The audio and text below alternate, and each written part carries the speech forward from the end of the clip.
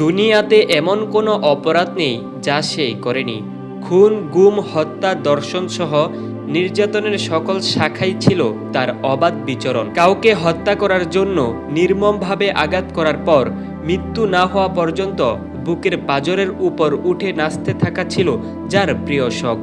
রক্তের পিপাসা মিটিয়ে দুধ দিয়ে গোসল করে নেওয়া ছিল যার প্রিয় অভ্যাস। মানুষ হত্যার ক্ষেত্রে সে এমন সব উপায় অবলম্বন করত যা শুনলে যে কোনো মানুষ ভয়ে কেঁপে উঠবে, কিন্তু সে তা করত হাসি মুখে। হ্যাঁ, একজন এরশাদ শিকদারের কথাই বলছি।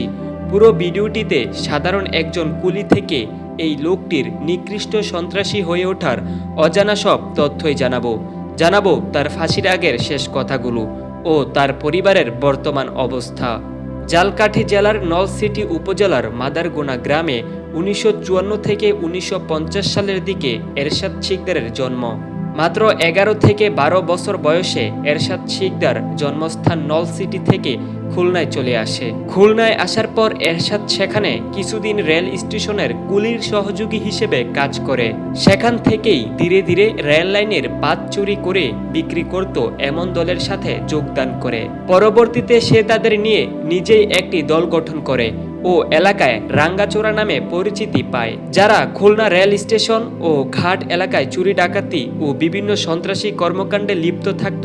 তাদের নিয়ে 1976 থেকে 77 সালে রামদা বাহিনী নামে একটি দল গঠন করে এরশাদ। এই রামদা বাহিনী নিয়েই এরশাদ 1982 সালে 4 ও 5 নম্বর ঘাট এলাকা দখল করে ও এর একচ্ছত্র নিয়ন্ত্রক হিসেবে আত্মপ্রকাশ পায়। তারপর থেকে আর পেছন ফিরে তাকাতে হয়নি। 1982 সালে সাবেক স্বরাষ্ট্রপতি এরশাদ ক্ষমতা দখল করার পর সে জাতীয় পার্টিতে যোগদানের মাধ্যমে রাজনীতিতে প্রবেশ করে বলেও তথ্য রয়েছে। এরপর 1991 সালে বিএনপি সরকার গঠন করার পর এরশাদ শিকদার বিএনপিতে যোগদান করে। এর মাঝে সামরিক শাসক এরশাদের আমলে 1988 সালের নির্বাচনে সে তৎকালীন 8 নম্বর ওয়ার্ডের কমিশনার নির্বাচিত হয়। 1997 সালের 26 ডিসেম্বর এরশাদ আবারও দল পরিবর্তন করে আওয়ামী লীগে যোগদান করে, যদিও পরে বহিষ্কৃত হয়।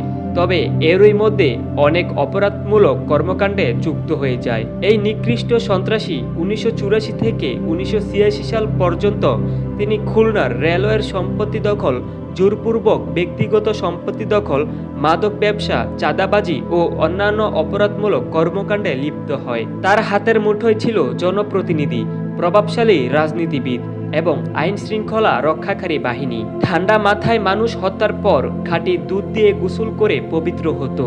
যাকে পথের কাঁটা মনে করেছে তাকেই তিনি হত্যা করেছে। কুখ্যাত এরশাদ শিকদারের খুনের কৌশল জানলে চমকে উঠতে হয়। তেমনি একটি ঘটনা না শুনলেই নয়। দিনভর সেখানে মানুষের কোলাহল, সন্ধ্যা নামতেই নিস্তব্ধতা, স্বল্প আলোয় ঘায়ে কাটা দেয়া অদ্ভুত এক ভৌতিক পরিবেশ।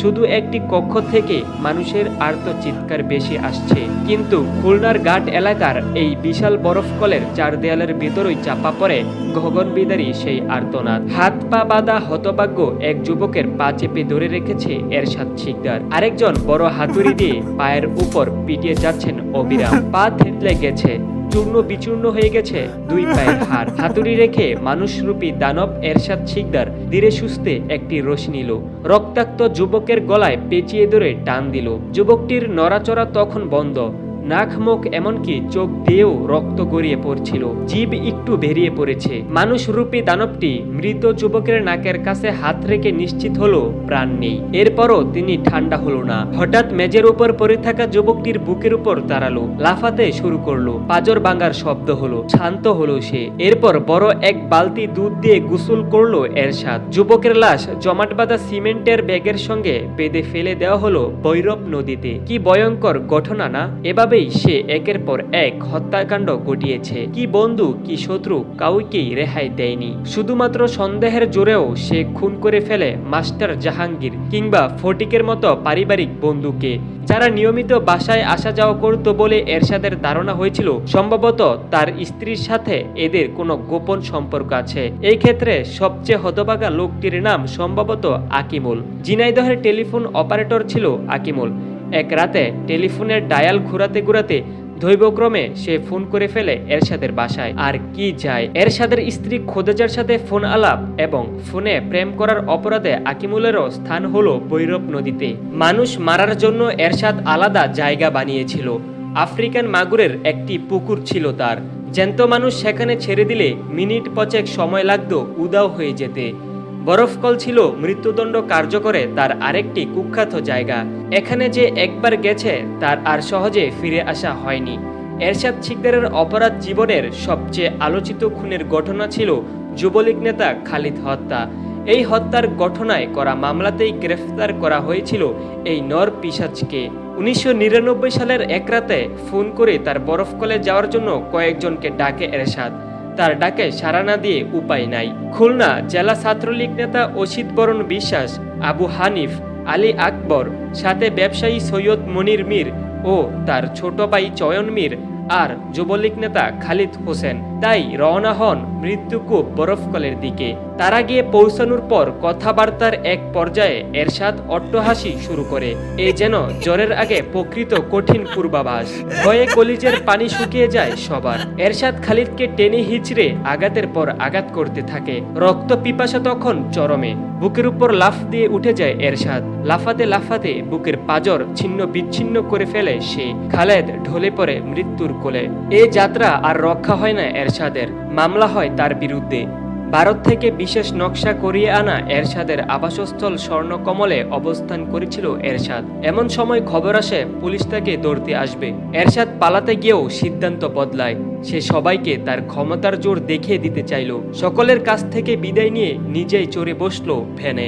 2000 সালের 30 এপ্রিল খুলনার অতিরিক্ত জেলা ও দায়রা জজ আদালতে বিচারক এম হাসান ইমাম এরশাদ শিকদারের মৃত্যুদণ্ড ঘোষণা করলেন। 2004 সালের 10 মে মধ্যরাতে খুলনা জেলা কারাগারে ফাঁসিতে ঝুলিয়ে তার মৃত্যুদণ্ড কার্যকরের আগে পরিবারের সদস্যদের সাক্ষাৎ পূর্বে এরশাদ শিকদার তার স্ত্রীর উদ্দেশ্যে বলেছিলেন, শত শত কোটি টাকার সম্পদ রেখে গেলাম, আমার নামে একটা গরু কুরবানি দিতে পারলা না, তাইলে তো আমি বাইচা যাইতাম।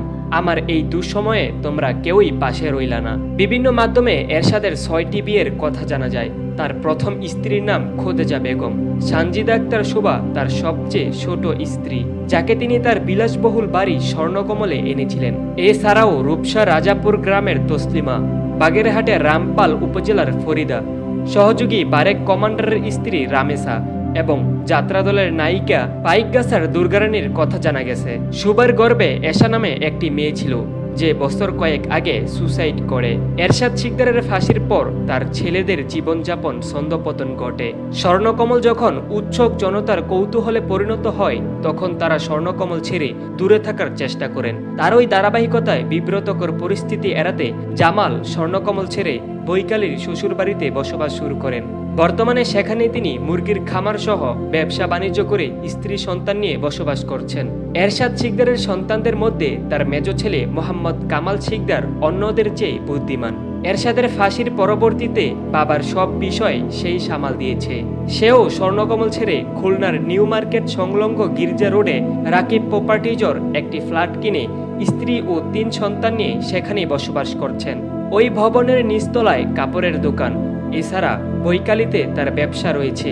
এরশাদ শিকদারের ফাঁসির পর স্বর্ণকমলের সামনে সুবর্ণা এন্টারপ্রাইজ নামে ফোন ফ্যাক্সের দোকান ও ফুড ক্যাসেল নামে একটি ফাস্ট ফুডের দোকানের ব্যবসা শুরু করেন কামাল শিকদার, যদিও পরবর্তীতে সেই ব্যবসা ছেড়ে দেন তিনি।